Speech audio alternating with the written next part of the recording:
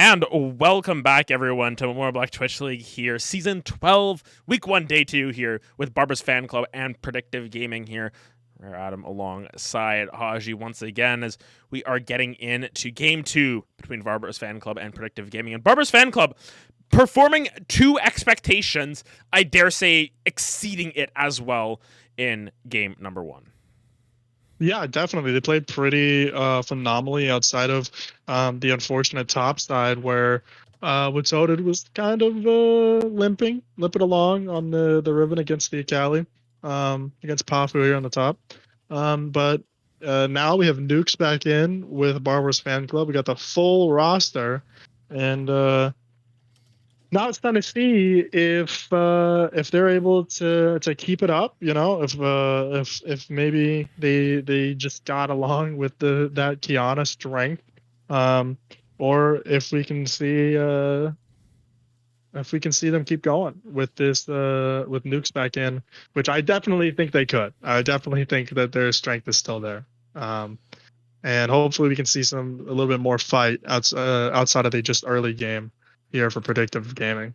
Yes, and of course, just having our usual tech errors where draft law doesn't work sometimes, but we are into draft finally here. Barbara's Fan Club going to be on the blue side here for game 2.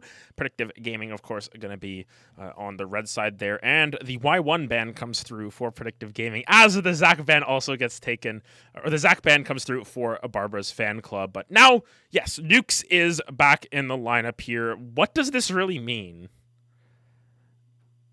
With Nukes back, it means that they're able to pull themselves into like a full team cohesion. They might not have had that same cohesion last game, although they definitely looked pretty, online together. But with Nukes back, you have a little bit of a different pool, right? With that Yone ban, you can see, and the the Katarina ban. You can see that Predictive is a lot more aware of Nukes this time around, of this mid laner with Nukes. And we're going to have to see how possibly maybe the early game changes with this, full roster. Maybe they have, more early game strats that they might not have busted out because of having that sub. So it's going to be interesting to see if what kind of huge changes, if any, there are. As we see an early Ash pick.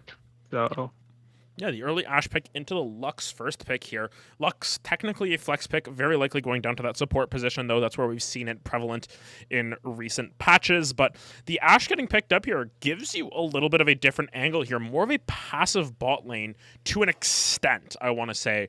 What do you make of this early Ash pick, though? We'll find out what that second pick, the Akali as well. So the Ash pick, that's sort of what comes off of the board as an interesting first pick up here on red side. yeah, definitely not that same level of meta, right, that we saw like last game with the Jinx. We don't really see the Aphelios either, or even like the Jhin that we see so often as that third level of pick. But we do see the Ash, and that Ash is definitely a sign to me that Predictive want to make plays. They want to get engages. They want to force things. Because that's what that Ash here is for. Yes, the Ash is gonna try and survive the line, the lane though against what looks to be Seraphine Lux. Pixel Wolf loves to play that Seraphine, has pulled it out multiple times in the past year, and when you've got Nukes in that mid lane who can play these sort of hyper carry mid laners and take over the game, why not try and pull out the Seraphine Lux here against the Ash Braum?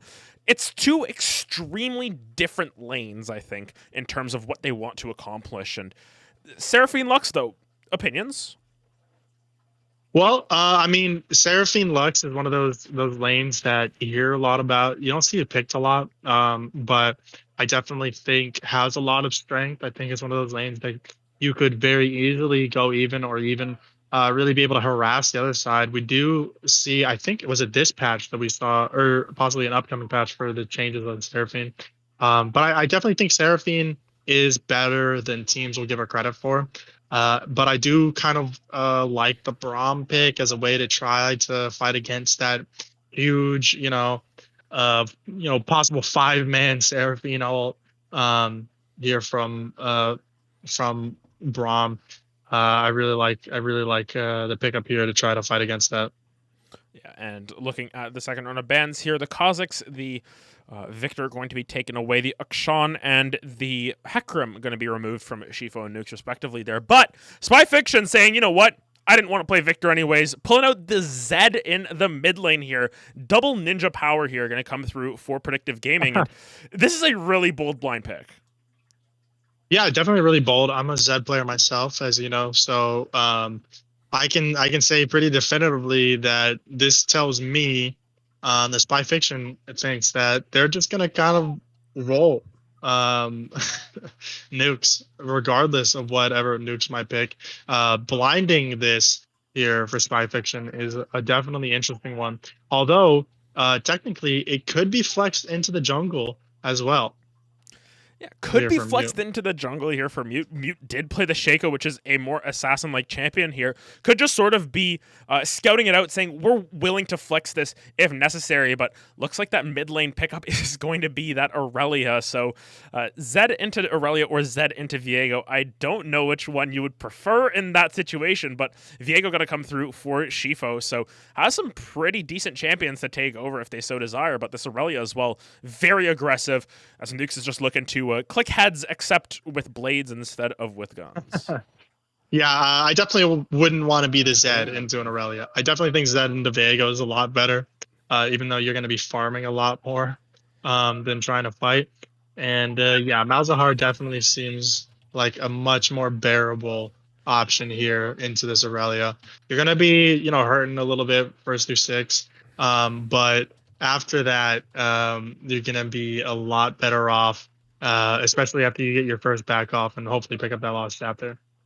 Yeah, but as we can see, that Malzahar are going to be picked up into the Aurelia instead, so a little bit safer there. But once again, we just get the run back on that top lane matchup, and I think we need to sort of consider what Watoda needs to do to make that lane a little bit more bearable this time, because Pafu had the time of their life up there on top side, sort of just ruining that Riven from doing anything for the first 20 minutes of that game.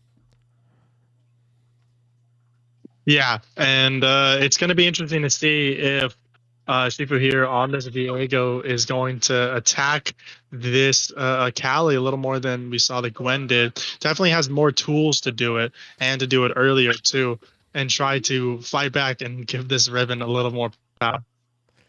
Yeah, give them a little bit more agency, I want to say, in this top side of the map. But you can see just full AD top side here as well. So maybe some different itemization choices that can come out from that Akali, the Malzahar, even the Zed if necessary here, because all that AP is concentrated on that bot lane. Does that mean that the Zed wants to play more towards that bottom side of the map than before?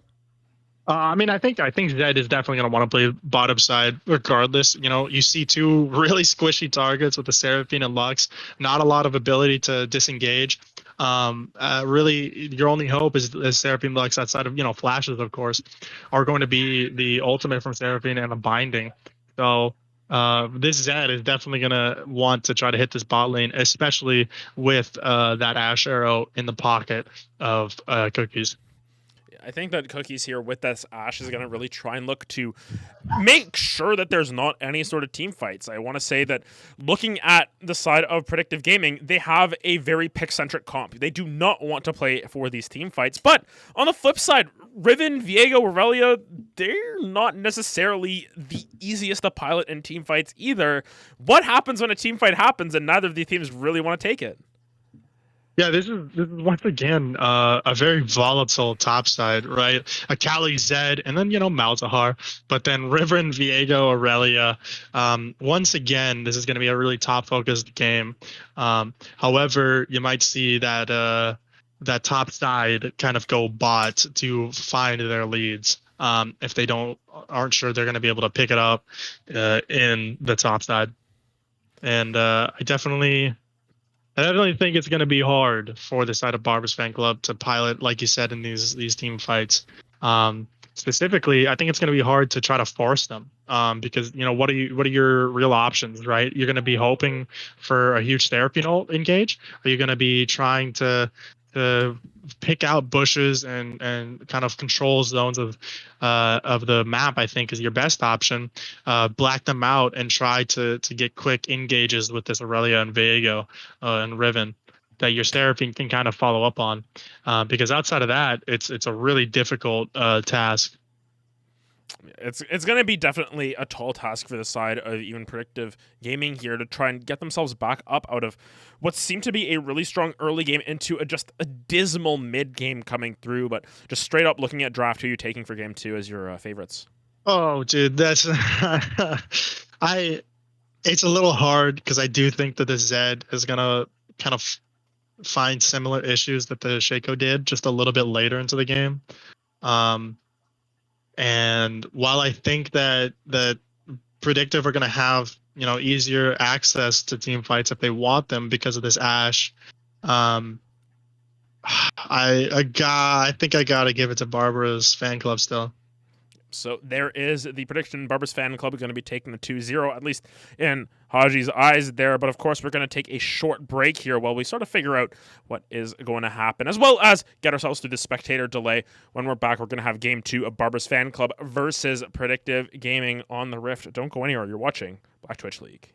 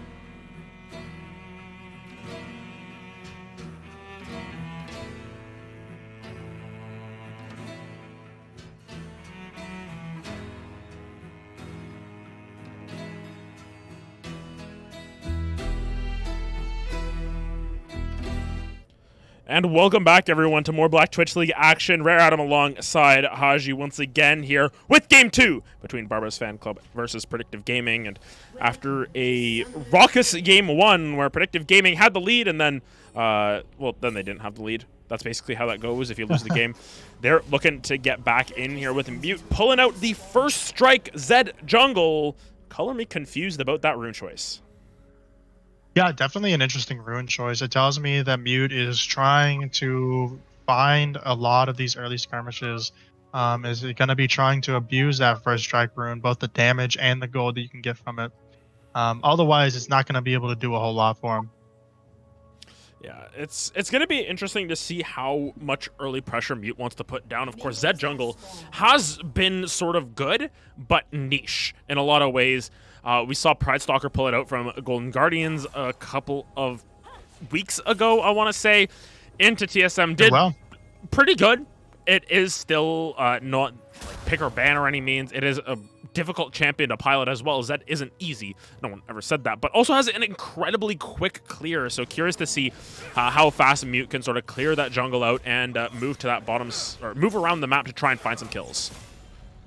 Yeah, and it's gonna be hard too, because a lot of these champions are perfectly fine getting that.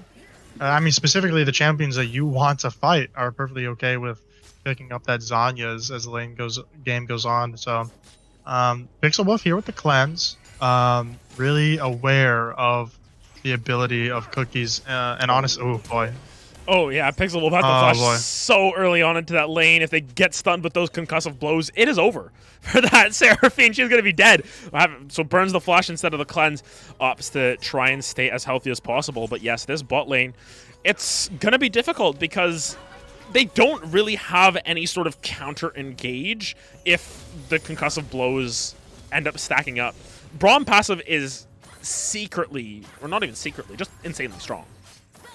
Oh yeah, absolutely. It's what makes Braum such a good level 1 champion.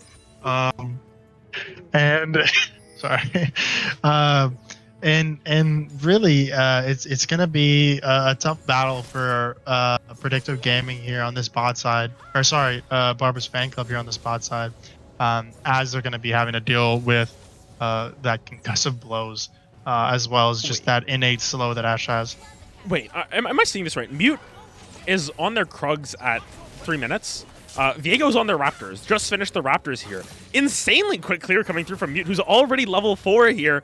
Full cleared at 306, by the way, so will quite literally be waiting around doing nothing for Crab, but insanely fast clear coming through from the side of this Zed. That's sort of the catalyst that makes this champion really good, and looking for the invade already here, potentially going to try and find a kill onto Shifo, and early game, Viego kind of sucks. Yeah, it does, but unfortunately, Mute has already busted their full combo.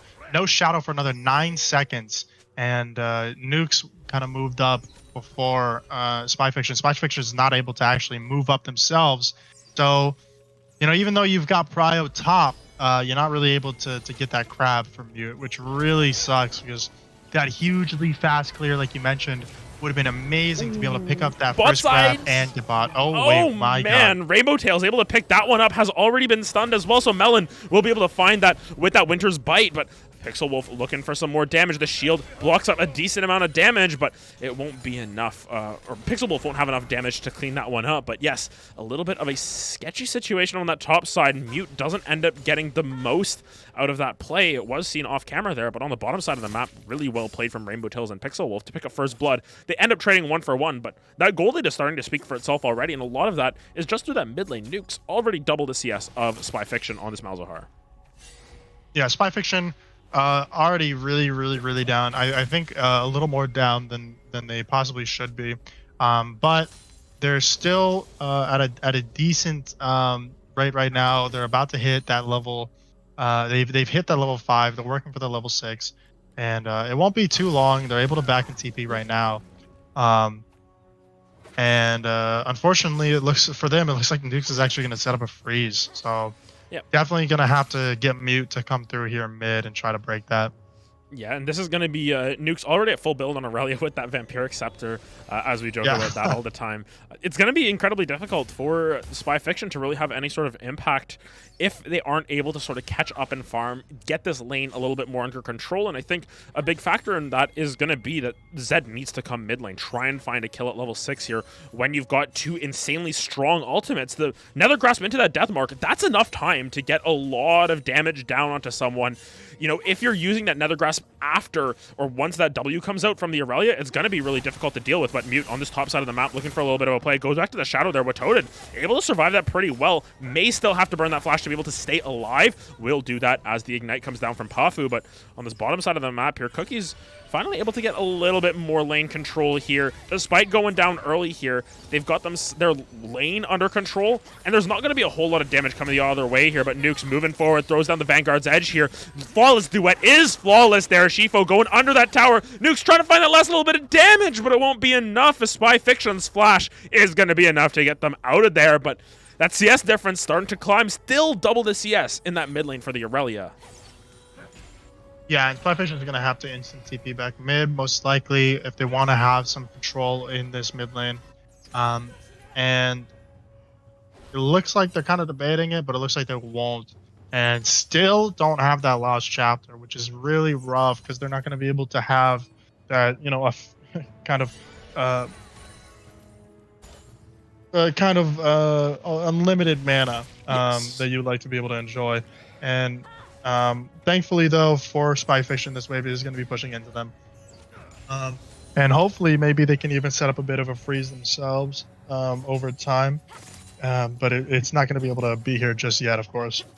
Yeah, it's difficult for this Malzahar for sure. Nuke's definitely playing to their full capabilities here. We talked about them being one of the master players here, and thus far putting on a masterclass in the mid lane. Has doubles this CS, or up 30 CS right now if we want to just quantify it that way, is able to continuously push in this lane and opens up a lot more opportunities for Shifo to just move around the map alongside this Aurelia at some point. But on this bottom side of the map, here comes the death mark down onto Pixel Wolf, looking for that last auto attack. It's going to come down, but the Encore comes through as well. Mute going to be taking that last tower shot. It's not going to be enough to take him down, but Pixel Wolf able to stay alive as well. This fight is continuing, though. Nukes is here. Going to look for Mute here. Great shadow and flash to be able to get out of there. Now Nukes is a little bit too deep, taking a whole bunch of damage. The silence has come down as well. Nukes going to be popped with that Nether Grasp, but the heal doesn't come through in time, as Watoted on the top side of the map picks up a kill for themselves as well. Shifo is able to clean that one up as, man, fighting on all fronts. The 4v4 on the bottom side of the map ends up going 1-for-1, but on the top side of the map,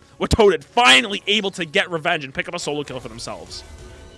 Yeah, Watoted being able to find the 1v1, you know, kind of saying that last game was a fluke, that it's not going to happen again. I guess they were able to find where they made mistakes, and definitely a lot better of an early game from them this game.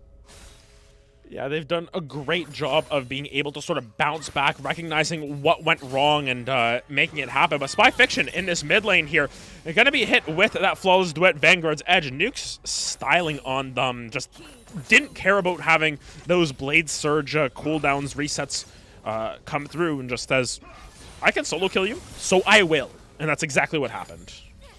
Oh, might still go for another one, though. And Mute. it looks like for another, yeah. Oh, no! It's unfortunate for Mute there as Nukes. Yeah, they're strong. They're very strong at this point. This is the sort of point in the game where you're like, man, why didn't we ban Aurelia? Now Papu, though, gonna be joining in here. Nope. Gonna say, nope, I'm not dealing with that. Gets hit with the Flawless Duet and gets out of there. Yeah, definitely Nuke's playing this Aurelia really well so far. Unfortunately, for Spy Fiction, they did not have the ultimate up, so they were not able to defend effectively against Nukes when they went for that dive.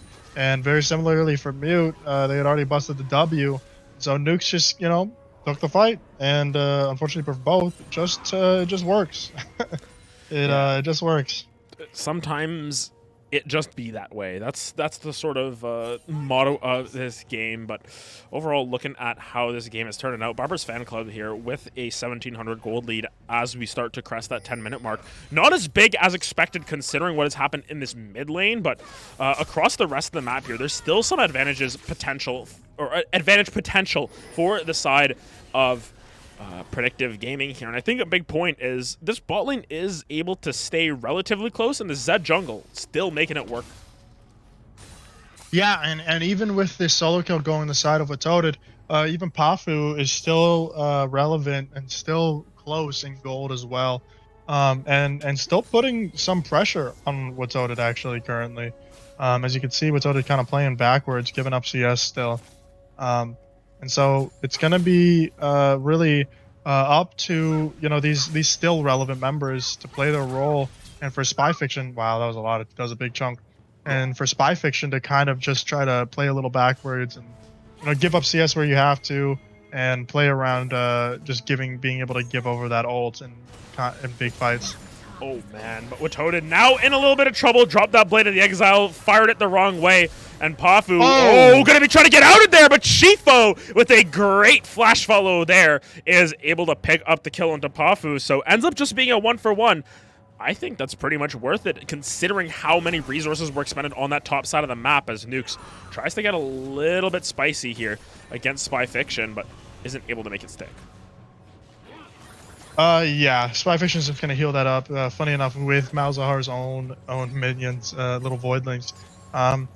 Yeah, definitely decent trade for the side of Barber's fan club. Not the greatest, but they will have the wave, and in a really great spot for Watoted overall.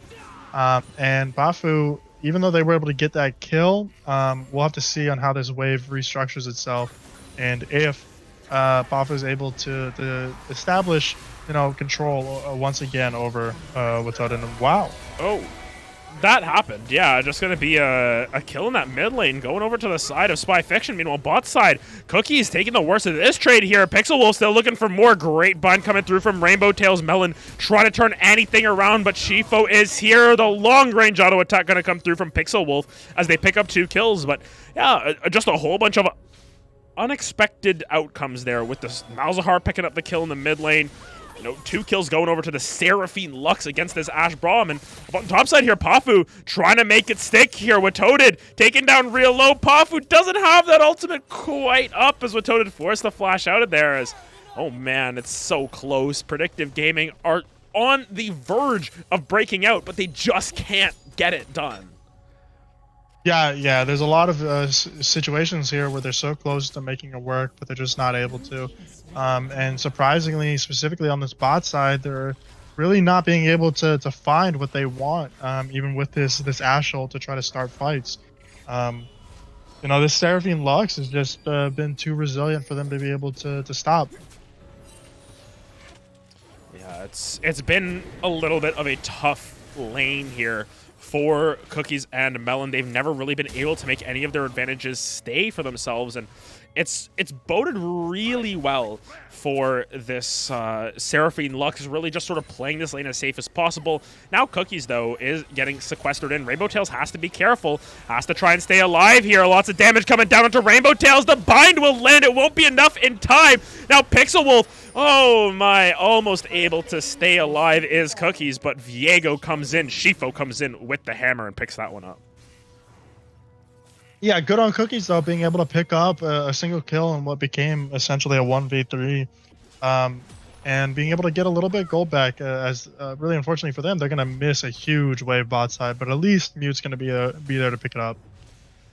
Yeah, going to be able to pick up a little bit more gold for themselves is the Seraphine. She has that Moonstone Renewer now online, so you're going to be giving out some pretty big heals through the rest of the squad, and very likely to see a more supportive build come out from the Seraphine. That's what you want to see when they are picked up in general, and with the buffs that are coming through, I think, next patch, it's going to incentivize that even more. But looking at the gold as tower plates are now off the table, it's still only about 2,000 gold for Barbara's fan club. There seems to be some sort of avenue back into this game for Predictive Gaming. What do you think that avenue would be? I mean, with their team comp, they got to be looking for those picks, right? With Ashe, Arrow, Malzahar ult, just Zed.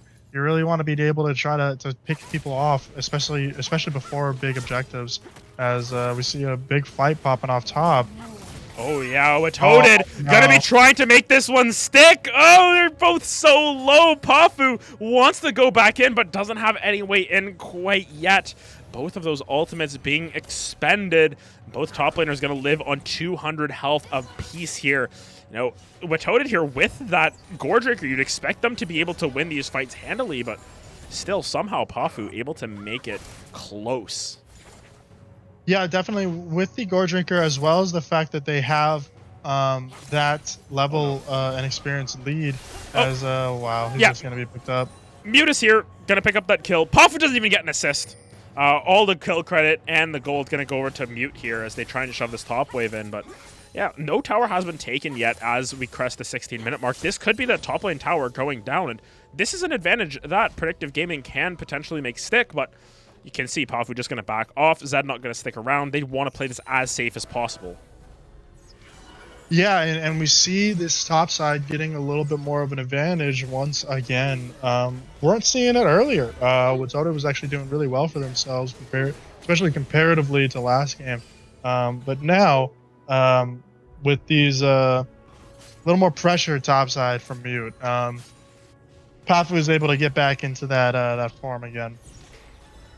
Yeah, they're able to keep it alive, I think, and you know, Pafu has the Rift Herald, or the Rift Maker now, sorry, and will have a little bit more healing to go alongside it, so that should enable them to start looking for some solo kills. Across the rest of the map, though, items coming through, the Kraken Slayer are going to come through for Shifo, so going for a little bit more of an aggressive build here on the Viego.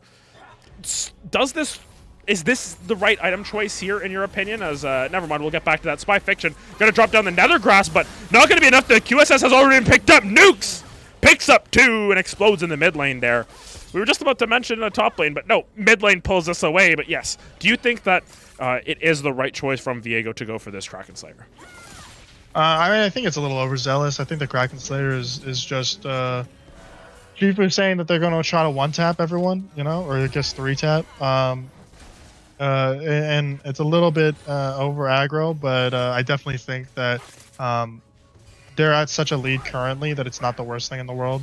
As we see a probable dive here bot, and it's going to be really hard to try to get out of this. Oh, Nukes just doesn't take any damage. Pixel Wolf able to pick up another one on the Seraphine. Nukes moving forward so aggressively. All of these auto attacks are coming down. Shifo going under the tower as Mute has showed up as well. Shifo picks up another one. Deathmark going to come down. It's going to be the Zed exploded off of the map. The kill will go over to Spy Fiction as Nukes tries to continue to play going on. Flashes behind the tower. Just insane presence of mind there to know where that tower aggro is going. Is able to pick up another kill for themselves. And on the top side, Watoted able to cancel out that perfect execution. I don't think the damage even went through. And my goodness, Barbara's Fanclub, they pick up the across the map ace there. And all of a sudden, they are firmly in the driver's seat as we saw in game 1. Yeah, and going from a 2K lead to another 5K lead, really to a 6K lead actually, really tragic for the side of Predictive Nemesis. We were seeing some decent things here and there, but the game kind of blows open with these series of plays. And Nukes kind of following their namesake, you know, really going nuclear. And this QSS is a large part of that. And as I say that, yep, overstays a little bit of a jinx. Yes, Caster Curse is real as always. Does not matter what level of casting you are doing. If you say someone's name and say, yeah, they're doing great, they're going to die. That is what happens almost every single time as Pafu trying to clear an award. Not going to work out for them, but this Dragon might be going over Predictive Gaming here. Dragons have not been a big focal point of this this series thus far, as the attempted steal not going to come down. Melon does a great job of blocking some of that damage, but yeah, Dragons have not been important to either one of these teams thus far. Yeah, definitely not. Dragons have not been the focal point. They've been skirmishing way too much for that. But you know, they're able to pick up a dragon, and that means that soul win condition is you know, one dragon, you know, 5 minutes away now. And Pafu is electing straight into this fight. Oh yeah, Pafu's actually doing a great job in this fight as well against Watoted and Shifo as the teleport comes through from Nukes. Looks like Pafu gonna think a second of it and get out of there. Oh my goodness, Mute just going over the wall, looking for the damage onto Rainbow Tails, but isn't able to land any other instances of damage, so the Death Mark proc doesn't do a whole lot. No. Here comes the final spark though, here comes the fight! A huge encore across multiple members, gonna lead to a double kill picked up by Watoted. It's 3 kills picked up as Shifo moving forward aggressively, gets caught with that Nether Grasp, but Watoted is unleashed here, gets a double kill actually over to Shifo here. Watoted just going so aggressively, now looking for Mute in the base. What are you doing there? Might still have the damage to do so. Mute trying to stay alive. Oh my goodness, the Eclipse Shield just comes through in the nick of time as it ends up being 4 for 0. Riftail now put down Nukes, just dashing around those waves, and this could be a 21-minute victory for the side of Barbara's fan club. They are pushing 5 members strong into this bait. The respawns have come through. Mute is taking a chunk of damage. Final Spark going to be able to pick that one up as well as the Nexus turret falls, but I think that will be all they can push for here. Ooh, Enchanted Crystal Arrow going to come through, but Pixel Wolf going to be able to cleanse that one away. Nuke still looking aggressively, trying to move forward. Pafu doesn't have that, or Pafu does have the ultimate available. That's really the only one that they can rely on here. Goes in, gets bound up here, looking for that second half of the perfect execution, but will not be able to find the damage to pick up Watoted as he ends up getting a huge heal and ends up getting so much health back. It's going to be Watoted picking up another kill here onto the Ashe as it just seems to be running into them one by one. Who's going to be fighting next? That single caster minion is the one taking up that tower. Watoted though looking for more, going into that back line, ends up healing so much, but Deathmark gonna come down. Watoted will finally fall. The push is still continuing here. Viego has moved down to that bottom side of the map to try and push in other waves here, but Pixel Wolf still working on that Nexus tower. They're looking for another re-engage. The falls through it, gonna land as Melon. Not gonna be able to stay in this fight here. They just will not give up. Melon will stay alive. Pixel Wolf just dancing on them, knowing exactly what she's doing to us in the caster booth. And finally, it looks like they will back away, taking everything except the Nexus. What a shame. You know, I was enjoying hearing your 30-minute cast here. Honestly, you know, I was ready to pack my bags. I was ready to go. You seemed you had a good, solid handle on it. And unfortunately for Predictive Gaming, everything kind of hardcore crumbles. You know, you think things can't get worse, and they take a bad fight, which is followed up by a bad fight, which is followed up by another bad fight, and over and over again, the power of this Seraphine is shown intensely, with this Moonstone being able to just, you know, keep everyone full health no matter what. You know, you take a team fight, guess what? You're gonna be full health afterwards. Take another one, don't worry about it. Full health again, and it's just gonna keep going over and over and over again, as long as this Seraphine is alive. Yeah, and oh man, here we go. As this game has just sort of turned on its head. It was close until it isn't. It's an 11,000 gold lead or 10,500 gold lead for the side of Barbara's fan club, and this is just sort of a statement for them at this point. They're telling the entire league to put them on notice, and we saw some really standout performances from newer teams yesterday as well. WC Rams coming through with a great 2-0, showing off on the Callista pick that was a little bit off the wall. DPS as well coming through with some really interesting matchups against Team Spectre that we got 2 certified BTL bangers yesterday when we were expecting, you know, maybe half of one. And, you know, thus far, Barbara's fan club are just showing off why myself, why basically all of the other casters who have taken a look at these teams have basically said, yeah, they are the team to beat. It's going to be a tall task to try and take down this team if they're working at full strength. Cookies, though, good arrow, but forced to flash. Yeah, and at this point, man, it's a 2-man encore there, just perfectly onto both members. Pafu trying to run away, but is still going to get taken down by Shifo. Here comes another grasp coming through. They're trying to find some damage onto Rainbow Tails, but is that going to be enough? Ooh, Vanguard's Edge going to come down. Spy Fiction going to go golden for just a second, but there's so much damage coming down. Nuke's going to go golden now as Cookies going to be frontlining this fight. That's not where you want your Ashe to go. This isn't the tutorial where you build Thornmail on Ashe anymore. Second Nexus turret going to fall through to Winions as it looks like this game's going to be wrapped up nice and quickly here. In just over 24 minutes. This game, just all Barbara's fan clubs from beginning to end as they're looking to pad the stats just a little bit more. Nukes taking a little bit of damage. Mute is just leaving. He's out of there. Shifo will actually go down. So it ends up being a little bit all for naught, but it's going to be the Nexus going over to the side of Barbarous Fanclub. Yeah, and in dominant fashion. Absolute, showcasing by Barbarous Fanclub. Every lane, I remember performing and putting out, nukes coming in and, not missing a beat, acting like they played last game and they got warmed up and they really just put a huge clinic on with this Aurelia, as with Toaded able to redeem themselves after that first rough early game on this Riven into the same matchup and still doing a lot better. And Pixel Wolf and Rainbow Tails, the lane that you would expect to kind of lose prio, not have the same power, actually being able to win out lane too. It's really every lane, every person on this team able to perform exceptionally well. Yeah, and I think that's the main theme from today is that Barbarous Fanclub, they were able to get good performances out of everyone. It wasn't just their master players that were showing up and showing out, everything like that. But if we look at even Pixel Wolf here, going 13-2-9 in the first game, KDA of 11. This game, 3-0-14. Infinite KDA in this one. Like they've put the league on notice just from that. These are some stats that are hard to argue against, and just showing off from the beginning here is Barbarous Fanclub. Yeah, absolutely. I don't think you can necessarily say KDA player to that either, because this last game, the Jinx being able to put out severe damage, and this game with the Seraphine being able to do exceptional work healing up those divers continuously, skirmish after skirmish, being able to let them take fight after fight. They respawn again, we'll fight again, because we've got this Seraphine on our side. And really well done from the side of Barbarous Fanclub this game. And last, but this game exceptionally well. Good job. Yeah, overall, a really good job coming through from the side of Barbarous Fanclub, as they've put the league on notice for sure. And thus far into our short BTL season, thus far, 3 games, 3 2-0s. We'll have to find out what comes next, as our next matchup is going to be starting in about an hour's time here. We're going to have Team Trebuchet versus MG Element. There we go.